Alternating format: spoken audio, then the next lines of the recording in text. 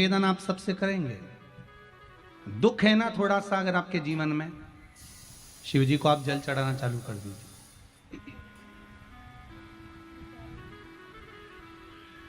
शंकर भगवान को आप जल चढ़ाना प्रारंभ कर दो। अगर दुख है ना, एक निवेदन आप सबसे करेंगे, दुख है ना थोड़ा सा अगर आपके जीवन में, शिव जी को आप जल चढ़ाना चालू कर दीजिए।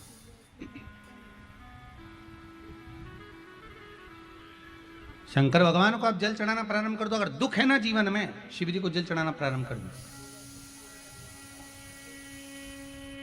और एक निवेदन और करेंगे, अगर दुख समाप्त ही नहीं हो रहा है, कोई बीमारी एक पूरी होती है दूसरी लग जाती है, दूसरी बीमारी पूरी होती है तीसरी लग जाती है, तीसरी बीमारी पूरी होती है चौथी लग जाती है, कुछ प्रॉब्लम चली रही है, तो एक जल के पात्र में जल लीजिए, कलश लोटा पानी का भर लीजिए और उस पात्र में चावल के 2 दाने डाल लीजिए, अक्षत के 2 दाने डालिए।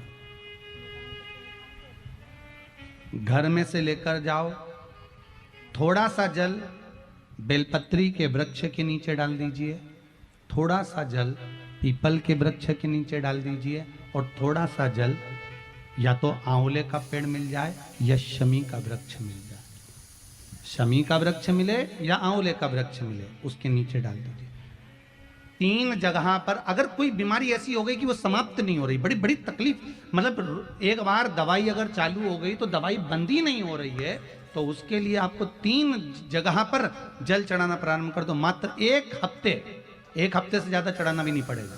जैसे 1 हफ्ते आप टेबलेट लेते हो, गोली लेते हो, 1 हफ्ते चढ़ाना प्रारंभ कर दो। सबसे पहले बेलपत्री के पेड़ के नीचे क्या करना है, जल का पात्र लेना है, उसमें 2 दाने चावल के डालना, 2 दाने अक्षत के डालिए।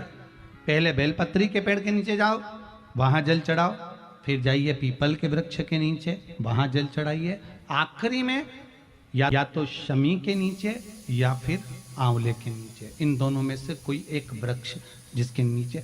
पर 1 हफ्ते अगर आपने आंवले में चढ़ाया है तो आंवले में ही चढ़ाना, शमी में चढ़ाया है तो शमी में चढ़ाना है। ये बदल के मत चढ़ाना कि आज मैं शमी में चढ़ा देती हूँ कल आंवले में चढ़ा दूंगी, ऐसा नहीं। कितना सुंदर कहा है। जब जिंदगी बहुत संघर्ष में चल रही हो, बहुत दुख का जीवन चल रहा हो, बहुत कष्ट का जीवन चल रहा हो, बहुत कष्टमय जीवन चल रहा हो, तब शमी के 5 पत्ते, शमी के 5 पत्ते, एक दुर्वा के साथ 1 अक्षत चावल का 1 दाना, वो भी हल्दी में भिंगोया हुआ हो या केसर में भिंगोया हुआ हो, शमी पत्र 5, 1 दुर्वा, 1 चावल का दाना, जो दिल से हृदय से बेलपत्री के वृक्ष के नीचे पार्थिव लिंग का निर्माण कर कर मट्टी का शिवलिंग बनाकर प्रदोष काल में, मतलब शाम के समय पर शिवलिंग बनाकर उस पे जल चढ़ाकर, जो ये 5 शमी का पत्र, 1 दुर्वा और 1 चावल का दाना, अपनी कामना कर कर, जो दुख चल रहा है बाबा से विनय कर कर 1-1 पत्ता जब समर्पित कर दे, फिर 1 दुर्वा समर्पित कर दे, फिर 1 चावल का दाना समर्पित कर दे और बाबा का वहीं पर पुनः विसर्जन कर दे, 3 महीना तो जाने दो, 15 दिन के अंदर वो दुख कटता जरूर है, चाहे कोई भी दुख, किसी भी तरह का दुख क्यों। एकादशी के दिन गंगा के जल में मात्र 7 बेलपत्री डालकर, जो नंदीश्वर भगवान अर्थात जो शंकर जी के शिवलिंग के सामने नंदी होता है, उस नंदी के चरण पर गंगा का जल चढ़ाकर बेलपत्री शिव पर समर्पित कर देता है, उसके घर में रुपया रुकना चालू हो जाता है, फिर वो गलत जगह पर नहीं जाता, गलत स्थान पर वो धन जाएगा ही नहीं। एकादशी के दिन बन सके एक बेलपत्र, उस बेलपत्र के मध्य भाग में बीच वाली पत्ती पर लाल चंदन और दोनों पत्तियों पर पीला चंदन, नीचे वाली दोनों पत्तियों पर पीला चंदन, बीच वाली पत्ती पर लाल चंदन और दोनों पत्तियों पर पीला चंदन। और इसी बेलपत्र के साथ में जो लाल चंदन वाला जो पत्ती है उस पर एक श्वेत पुष्प, सफेद फूल रखकर आप अपनी कामना कर कर, जब आपको जल चढ़ाते चढ़ाते 3 महीना, 4 महीना, 5 महीना, 6 महीना आपके हो जाए और बाबा देवाधिदेव महादेव को जल चढ़ाते चढ़ाते समय बीत जाए, तब बाबा से अपने दिल की बात कहने के लिए लाल चंदन, सफेद पुष्प, पीला चंदन दोनों पत्तियों पर अपने हाथ में लेकर कामना कर कर अशोक सुंदरी वाली जगह पर जब हम उसको समर्पित कर, अशोक सुंदरी वाली जगह पर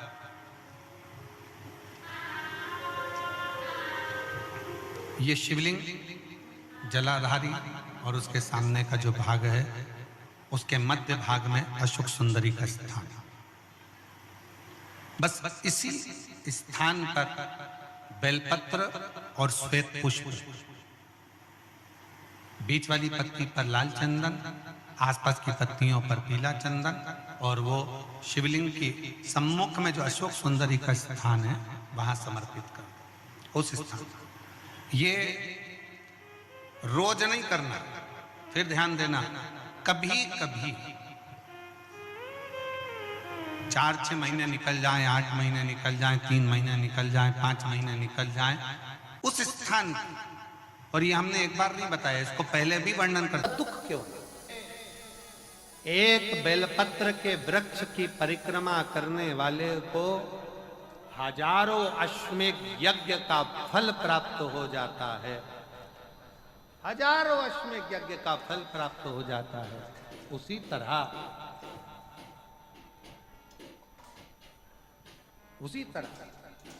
एक पार्थिव लिंग का निर्माण करने वाले को, मिट्टी का शिवलिंग का निर्माण कर कर पूजन करने वालों को 12 ज्योतिर्लिंग के शिवलिंग के दर्शन का पुण्य फल प्राप्त।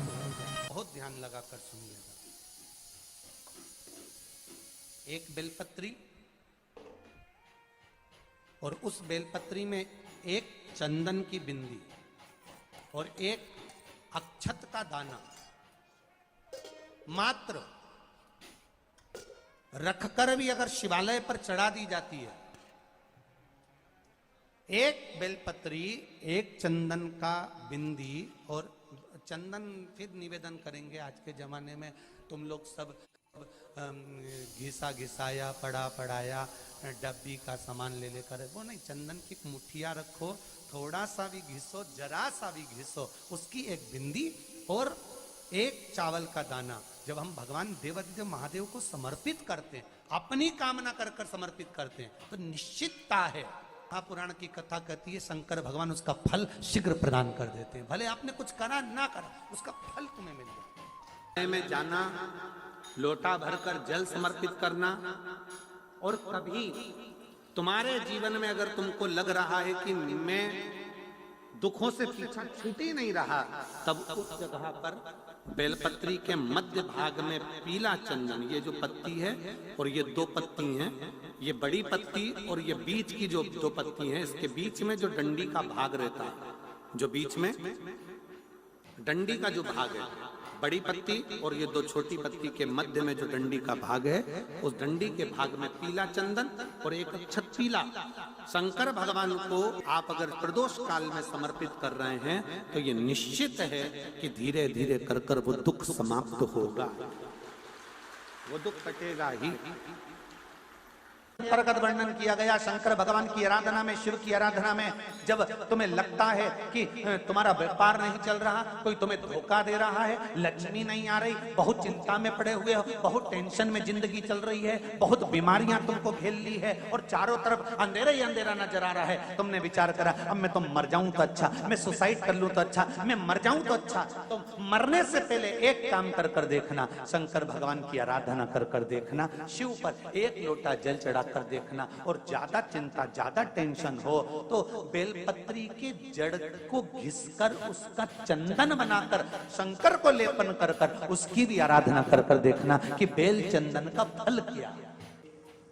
बेलपत्र, एक बेल,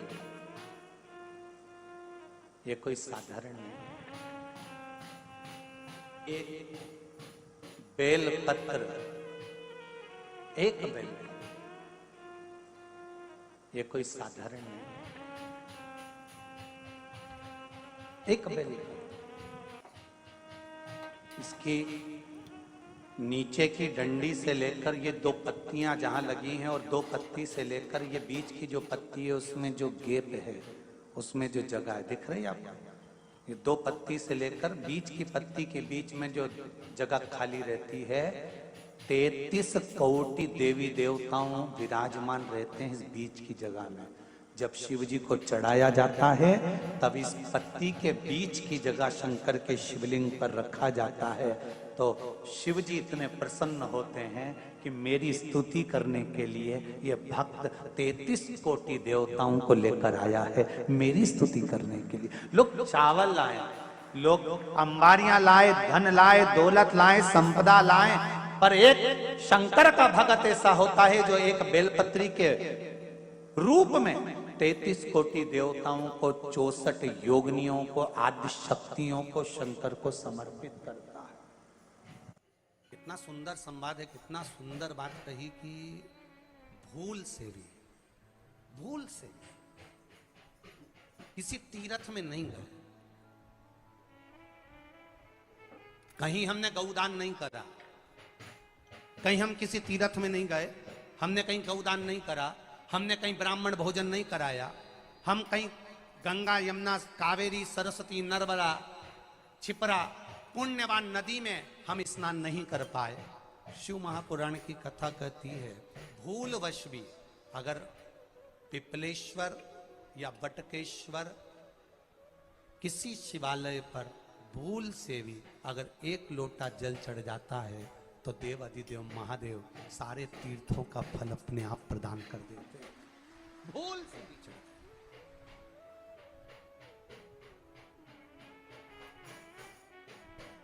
एकांतेश्वर महादेव किसी तीर्थ में नहीं गए, कहीं हमने गौदान नहीं करा, कहीं हम किसी तीर्थ में नहीं गए, हमने कहीं गौदान नहीं करा, हमने कहीं ब्राह्मण भोजन नहीं कराया, हम कहीं गंगा यमुना कावेरी सरस्वती नर्मदा छिपरा पुण्यवान नदी में हम स्नान नहीं कर पाए। शिव महापुराण की कथा कहती है भूलवश भी अगर पिपलेश्वर या बटकेश्वर किसी शिवालय पर भूल से भी अगर एक लोटा जल चढ़ जाता है तो देव अधिदेव महादेव सारे तीर्थों का फल अपने आप प्रदान कर देते हैं। भूल से भी चढ़,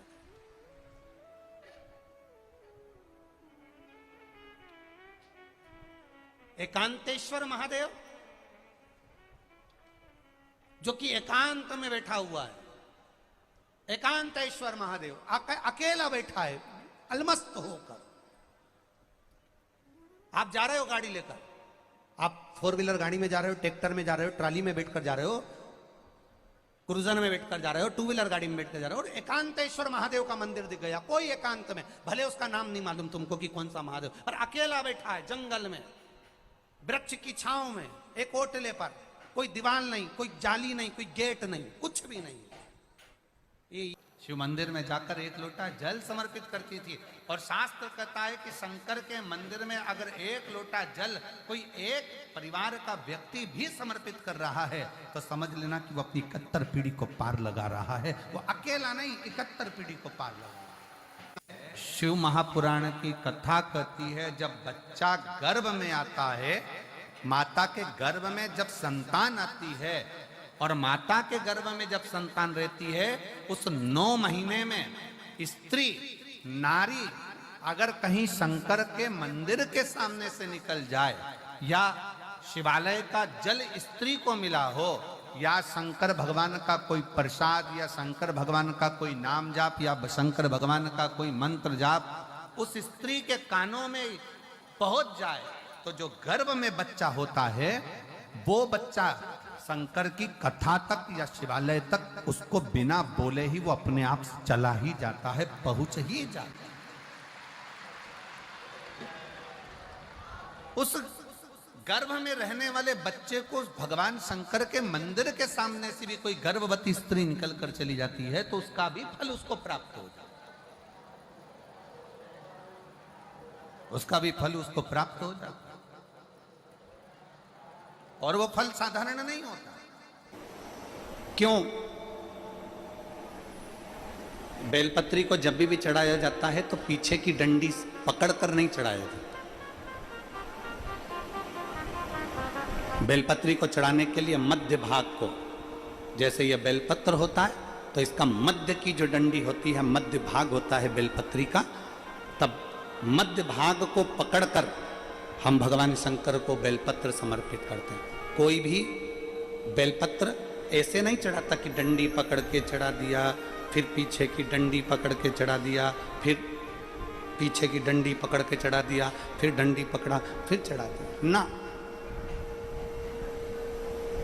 मेरे देवादिदेव महादेव को जब भी बेलपत्र चढ़ाया जाता है तो मध्य भाग, पीछे की डंडी पकड़कर नहीं, मध्य भाग से भगवान शंकर को बेलपत्र समर्पित किया जाता है। मध्य भाग से जब भी पकड़ेंगे तो मध्य भाग को पकड़कर बेलपत्र समर्पित करेंगे। क्यों?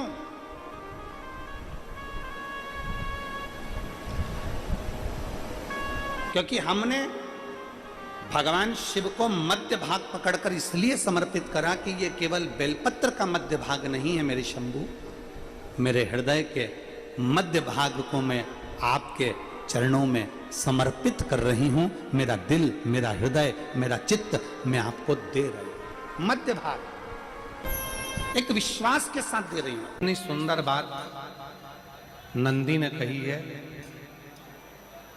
नंदी ने ये बात जो कही वो वास्तव में बड़ी सुंदर है कि मान लो यदि कोई कार्य तुम्हारा हो नहीं रहा और पूरी दुनिया में तुमने कर कर देख लिया, बहुत प्रयास कर कर देख लिया, तो भी वो कार्य अगर तुम्हारा नहीं होता तो फिर एक काम करो कि शिव की स्तुति करो, शंकर की स्तुति, शंकर का गुणगान, शंकर की भक्ति, शंकर का स्मरण।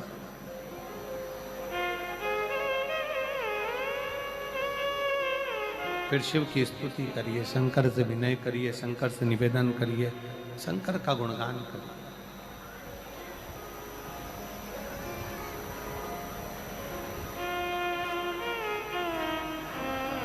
पर भगवान की भक्ति होती कब? जितने आस्था चैनल पर कथा सुन रहे हैं, जितने फेसबुक यूट्यूब पर कथा सुन रहे हैं, जितने पंडाल में बैठकर शिव भक्त कथा को रसपान कर रहे हैं, उनसे निवेदन करूंगा कि शंकर की भक्ति होती कब है, शंकर का स्मरण कब होता है, शंकर की भक्ति कब होती है, शंकर की कथा सुनने में मन कब लग सकता है? जब अपने भीतर की अभिमत्ता, अपने भीतर का अहम, अपने भीतर का अहंकार, अपने भीतर की आसक्ति, अपने भीतर का काम, अपने भीतर की तृष्णा जब दूर हो जाए तो समझो कि आप शिव में मन लगा बैठे। कितने सारे लोग बैठे हैं यहाँ पर कथा में, सब पंडालों के अंदर लोग शिव भक्त बैठे हुए हैं। कई लोग ऐसे भी होंगे जिनका आकर बैठ तो गए पर दिल नहीं लगता। दो जल व्यक्ति के जीवन को बदलते। कितने जल? जम के बोलो जरा। दो जल। एक देवादिदेव महादेव के लिए भरा गया एक लोटा जल और दूसरा है स्वयं के लिए भरा गया एक लोटा जल। यहाँ पर अगर बुजुर्ग मेरी माताएं बैठी होंगी, मेरी जीजियां बैठी हैं, मेरे जीजा बैठे हैं, बुजुर्ग जितनी माताएं बैठी हैं, वो पुराने समय का अगर लेख उठाकर देखेंगे तो पुराने समय के लोग भोजन करने बैठते थे ना, तो भोजन करने से पहले अपने पानी के लोटे को भरकर, अपना गिलास भरकर बैठते थे। किसी ने देखा है कि नहीं देखा? जम के बोलो जरा, देखा है आप लोगों ने? पुराने समय के लोग जब भोजन करने बैठते थे, पुराने समय के लोग जब भोजन करने बैठते थे तो अपना पानी का गिलास, अपना पानी का लोटा पहले भरकर आसन लग जाता था। बहू आसन लगा देती थी, बहू खाना बना देती थी, घर की पत्नी खाना बना देती थी, भोजन बना देती थी, घर के लोग भोजन दे देते थे। थाली कोई भी लगा कर ला के दे, थाली कोई सजा कर ला कर दे, पर घर का जो व्यक्ति खाना खाने बैठता था, भोजन करने बैठता था, वो अपना पानी स्वयं भर कर बैठता था।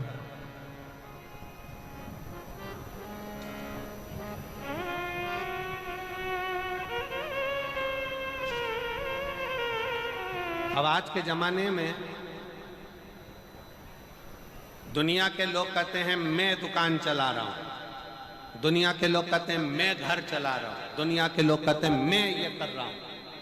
तुम अपना खुद का पानी भरकर तो बैठ नहीं रहे और कह रहे हो कि घर चला रहा हूं।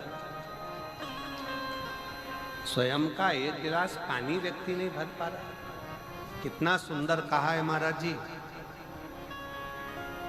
बहुत सावधानी से सुनिएगा। दो जगह का जल व्यक्ति के जीवन को बदल देता है। एक शिव के लिए भरा गया जल और दूसरा स्वयं के लिए भरा गया जल। स्वयं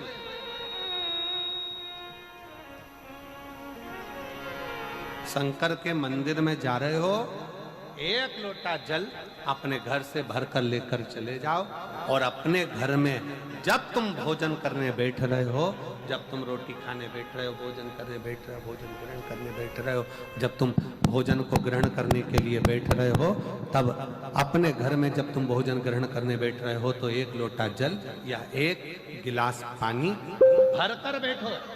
बहू अच्छी है, पानी भरेगी, मना नहीं है। बेटा अच्छा है, पानी भरेगा, मना नहीं है। पोता अच्छा है, पोती अच्छी है, नाती अच्छा है, पंती अच्छा है, घर में सब अच्छे हैं। तुम्हारी पत्नी भी अच्छी है, तुम खाना खाओगे तो वो पानी ला कर दे देगी। तुम्हारी बहू भी अच्छी है, तुम भोजन करोगे तो वो पानी ला कर दे देगी। तुम्हारा परिवार का हर व्यक्ति अच्छा है, तुम्हारा कहना मानता है। तुम जिमने बैठोगे, भोजन करने बैठोगे तो वो पानी ला कर देगा। पर शिव पुराण की कथा कहती है, जो व्यक्ति भोजन करते समय अपना जल स्वयं भर कर बैठता है, उसकी जिंदगी में से 3 रोग समाप्त हो जाते हैं। कितने रोग समाप्त हो जाते हैं? 3। पहला, अपना जल स्वयं भर कर बैठने वाले के घुटने का कभी भी डॉक्टर उस पर घुटने बदलने का बोलेगा ही नहीं, घुटना बदल ही नहीं सकता। स्वयं का जल भर कर बैठे। दूसरे नंबर पर, जिसकी रीढ़ की हड्डी में कमर से लेकर कंधे तक जिसकी हड्डी में दर्द होता हो, या जो सुबह सुबह सोकर उठता हो और उसके कंधे दुखते हो या पीठ दुखती हो। दूसरे नंबर का रीढ़ की हड्डी का दर्द। और तीसरे नंबर का, डॉक्टर को दवाई खा खा कर परेशान हो गए और आधा सिर का रोग, भुकुटी, ये भौएं दुखती हो, सिर दुखता हो, ये कान के पास का दर्द होता हो, तो अपना भोजन करते समय अपना पानी स्वयं भर कर बैठो। आपको ये 3 रोग से मुक्ति अपने आप मिलना प्रारंभ हो, अपने आप। अब किसी ने कहा, गुरुजी पत्नी पानी ला कर देती है, पति पानी ला कर देता है, बेटा पानी ला कर देता है, बहू पानी ला कर देती है, पोता पोती पानी ला कर देते हैं, नाती पंती पानी ला कर देते हैं, नौकर लगे घर में वो पानी ला कर देते हैं, सेवादार लगे घर में वो पानी ला कर देते हैं, तो हमको पानी लाना क्यों जरूरी है?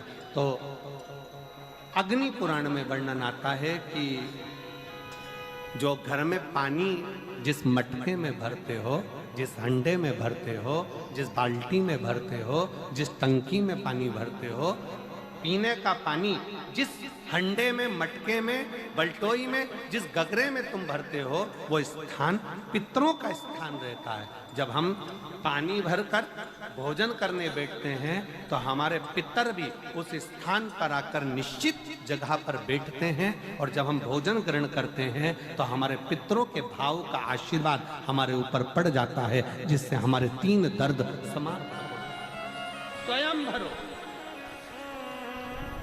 स्वयं।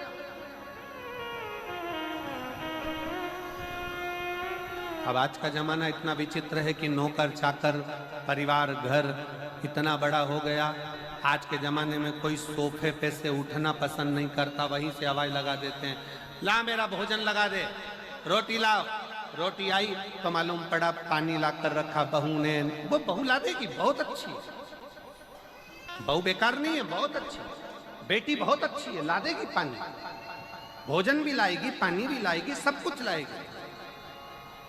पर पहला फर्ज अपना है, जब तक शरीर चले, पांव चले, हाथ पैर चले और तुम पलंग पर नहीं पड़े हो, तुम्हारा शरीर अगर चल रहा है तो पहले रसोई घर में जाओ, लोटा भर, लोटा नहीं भर सकते तो गिलास भरो, गिलास नहीं भर सकते तो थोड़ा सा कटोरी में पानी भरो, पर अपने पीने के लिए थोड़ा सा जल स्वयं के लिए लेकर आओ। वो जल इतना कारगर होगा कि तुम्हें रोग से निवारण करता चले जाएगा, रोग समाप्त करता चले।